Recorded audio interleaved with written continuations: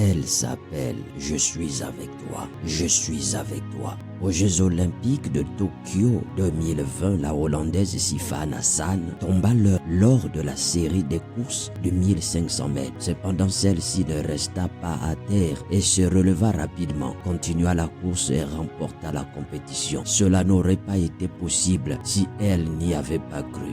La question que l'on se pose rapidement ici est la suivante. D'où est-ce que cette Hollandaise avait-elle trouvé la force de continuer? D'où est-ce que cette Hollandaise avait-elle trouvé la force de continuer? La réponse, nous l'avons en Josué 1:9. L'Éternel s'adresse à Josué. Josué se trouve face à cette adversité où il est en carence de force. Il est en carence de courage pour pouvoir continuer. Nous nous souvenons que Josué était le successeur de Moïse. Moïse ayant reçu la mission de conduire le peuple à la terre promise. Après sa mort, Josué en est donc le successeur. Étant donc conscient de la réalité en face, celle qui était façonnée par une image de combat. La conquête donc de Canaan était une conquête qui imposait de se vêtir un comportement de conquérant. Mais Josué, ayant en lui l'image des habitants de Canaan, va donc s'effrayer et réalisa la lourde charge, puis qui finalement finit par ne pas avoir la force de continuer. Alors l'Éternel va dire à Josué, n'ai-je pas donné cet ordre? Fortifie-toi et prends courage, ne t'effraie point et ne t'épouvante point, car l'Éternel ton Dieu est avec toi dans tout ce que tu entreprends. Bien-aimé, comme cet athlète, parfois il arrive que nous soyons au sol, parfois il arrive que les coups de la vie nous font tomber. Ces coups peuvent venir de tous les sens. Ça peut être dans le foyer, ça peut être au boulot, ça peut être par nos amis, ça peut être par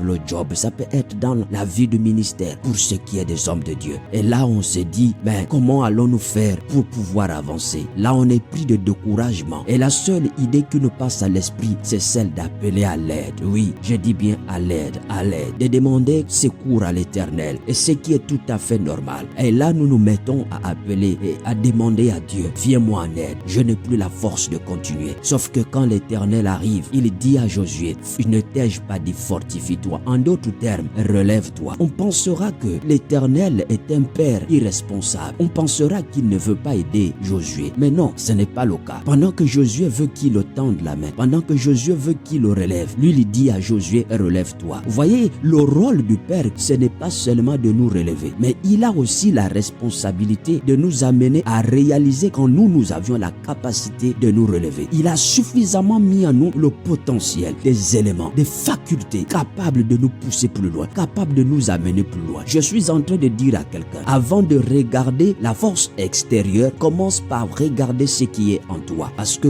l'Éternel nous a donné la force de nous relever. Toi qui es abattu, toi qui es à terre, pendant que tu pries, ça fait longtemps et il n'y a aucune réponse. Il te dit, je suis déjà là avec toi, réalise-le, lève-toi, réalise-le, lève-toi. Le fait de se relever débute lorsque nous commençons par prendre conscience que le Dieu que nous demandons de nous venir en aide se trouve déjà en nous. Il est la force qui est en nous. Il est la force qui est avec toi. Il est la force qui est en toi. C'est pourquoi il a dit, je suis avec toi. Il est avec toi. Réalise-le, réalise-le. Dieu est avec toi. Il est l'ensemble des capacités qu'il a mis en toi. Il est l'ensemble des facultés qu'il a mis en toi. Prends conscience. Il dit, prends courage. C'est-à-dire, puise les forces à l'intérieur de ce qu'il y a déjà en toi. Puise les forces. Elles sont en toi. Pendant que tu pleures, Dieu te dit, regarde en toi, il y a la capacité d'avancer. Tu as la force de les vaincre. Tu as la force de surmonter ce problème. Tu as la force de vaincre. Tu as la force de surmonter cette situation. C'est comme un homme que l'on mettrait devant lui une bouteille d'eau à moitié pleine et qui prend la résolution de ne voir que la partie vide. Pendant que les autres, ils regardent à la partie pleine. Écoute, arrête de regarder à ce qui te manque. Regarde d'abord à ce que tu as déjà. Arrête de regarder à ce qui te manque.